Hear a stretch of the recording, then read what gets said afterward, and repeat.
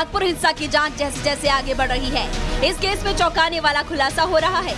एक तरफ जहां दंगे का बांग्लादेश कनेक्शन सामने आया, तो दूसरी तरफ ये भी साफ हो गया कि नागपुर को हिंसा की आग में झोंकने की साजिश दंगाइयों ने पूरी प्लानिंग के साथ कर रखी थी और हिंसा की चिंगारी भड़काने के लिए सोशल मीडिया को बाकायदा एक टूल की तरह इस्तेमाल किया गया।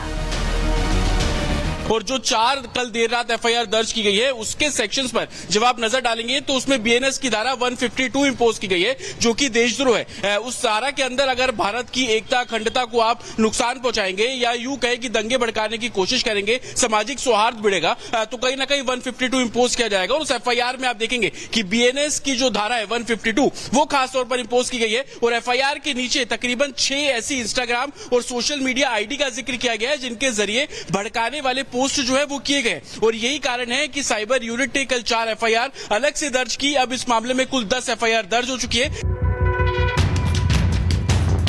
पुलिस के पास इस बात के पुख्ता सबूत है कि नागपुर में हिंसा फैलाने की साजिश पूरी प्लानिंग के साथ रची गई और दंगा ब्रिगेड ने इस साजिश को अंजाम तक पहुंचाने और लोगों को भड़काने के लिए सोशल मीडिया का भरपूर इस्तेमाल किया। यही वजह है कि अब नागपुर पुलिस के साथ साथ साइबर सेल भी इस केस की जांच में एक्टिव हो गई है।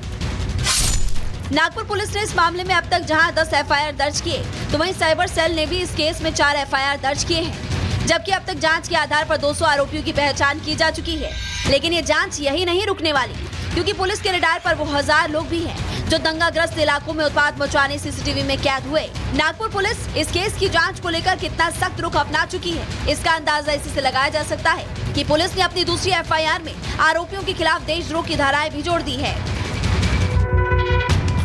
दंगाइयों की नागपुर को दहलाने की साजिश कितनी सुनियोजित तरीके से रची गई थी, इसका इशारा जांच में सामने आए 172 वीडियो लिंक से भी हो रहा है, जिसमें दंगाइयों ने सोशल मीडिया हैंडल से न सिर्फ अफवाह फैलाने के मकसद से फर्जी वीडियो बनाए, बल्कि उसे अलग अलग सोशल मीडिया अकाउंट से पोस्ट भी किया। बीएनएस सेक्शन 152 जो हमने इम्पोज किया है उसमें अलग अलग इंग्रेडिएंट हैं, लेकिन हमारे से जो रेलेवेंट है वो 2 चीजें हैं। एक तो आर्म्ड एग्रेशन को प्रमोट करना और दूसरा सबवर्सिव एक्टिविटी को प्रमोट करना।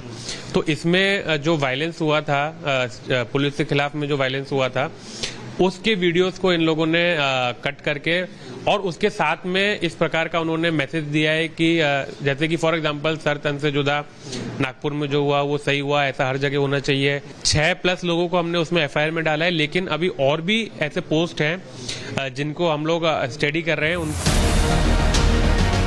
जाहिर है कि नागपुर हिंसा की जांच हर एंगल से की जा रही है। पुलिस के रडार में वो तमाम लोग हैं जिन्होंने नागपुर में दंगे की चिंगारी भड़काई। पुलिस का संदेश साफ है, दंगा भड़काने वाले गद्दार देसी हो या बांग्लादेशी, वो कानून के शिकंजे से बचेंगे नहीं। Bureau report, Republic Bharat.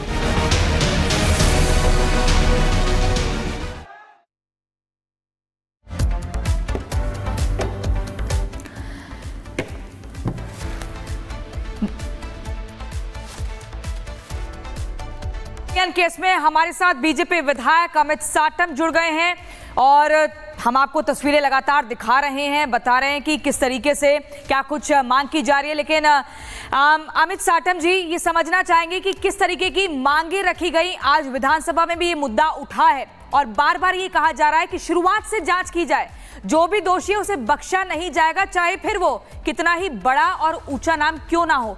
किसकी तरफ इशारा है ये?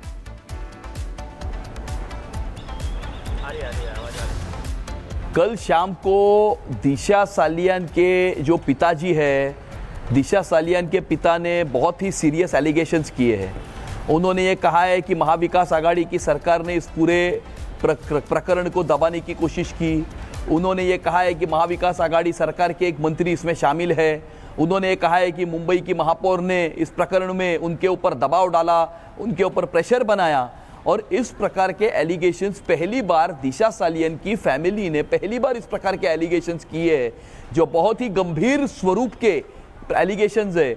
और इसीलिए आज महाराष्ट्र की विधानसभा में हमने ये मांग की है कि एसआईटी इसमें जो फॉर्म की गई थी दिसंबर 2022 में, उस एसआईटी के क्या इन्वेस्टिगेशंस है, उस एसआईटी के क्या फाइंडिंग्स है, और एसआईटी के इन्वेस्टिगेशंस और फाइंडिंग्स जो है वो जनता के सामने आने चाहिए। और अगर इसमें कोई अगर दोषी है तो उसके ऊपर कार्रवाई होनी चाहिए और दोषी को शिक्षा होनी चाहिए। अमित साटम जी, इस पूरे मामले में जो दिशा सालियान के पिता हैं वो कह रहे हैं कि सीबीआई से इस पूरे मामले की जांच कराई जाए, क्योंकि एसआईटी जो जांच हुई उसमें क्या हुआ क्या नहीं हुआ उस पर कोई विश्वास नहीं है। आप लोग क्या सीबीआई जांच की तरफ कोशिश करेंगे? हमारा अभी जो मुंबई पुलिस है, अभी जो एसआईटी है, उसके ऊपर हमारा ये पूरा विश्वास है और एसआईटी जो है उसके ऊपर इन्वेस्टिगेशन कर रही है, क्योंकि उस समय के ऊपर जब भी 2020 में घटना हुई थी तो सारे एविडेंसेस डिस्ट्रॉय करने की कोशिश की थी, सारे forensic evidences, circumstantial evidences destroy करने की कोशिश की थी, इसका कवर अप किया गया था। इसीलिए स्वाभाविकता से एसआईटी 2-2.5 साल के बाद फॉर्म हुई।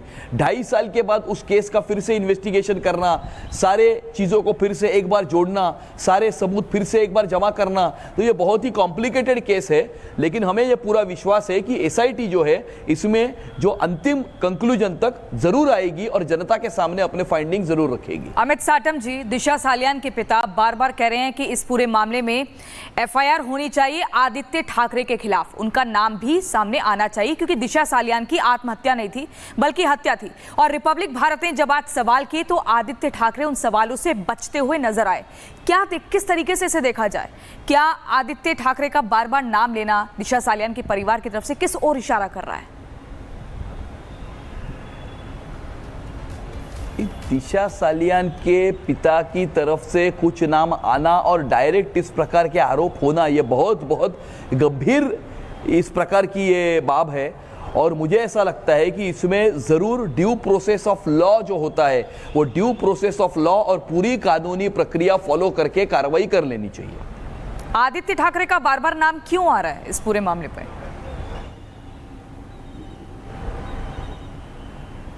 अभी जिन जिन लोगों का नाम इसमें आ रहा है वो सारे लोगों का इन्वेस्टिगेशन होना चाहिए। इसमें कोई भी व्यक्ति कितना भी बड़ा हो, किसी को भी बचाने की कोशिश नहीं होनी चाहिए। और उसके साथ साथ व्यक्ति बड़ा है इसीलिए उसे विक्टिमाइज भी करने की कोशिश नहीं होनी चाहिए। फ्री एंड फेयर इन्वेस्टिगेशन इस बात में होना चाहिए। दूध का दूध, पानी का पानी होना चाहिए। दूध का दूध, पानी का पानी होना चाहिए और लंबा वक्त भी लग गया। अमित साटम जी, मैं ये समझना चाहती हूँ कि आखिर क्यों ये लगातार बताने की कोशिश होती रही उस वक्त की सरकार की ओर से कि नहीं ये तो आत्महत्या है, ये तो आत्महत्या है। और ये बात कही गई सतीश जी की ओर से भी कि कैसे इस पूरे मामले में पुलिस ने सिर्फ एक एंगल रखा कि ये सुसाइड है। आखिर क्यों ये सब हो रहा था? क्यों? किसको डर था सच सामने आ जाएगा तो मुश्किल हो जाएगी?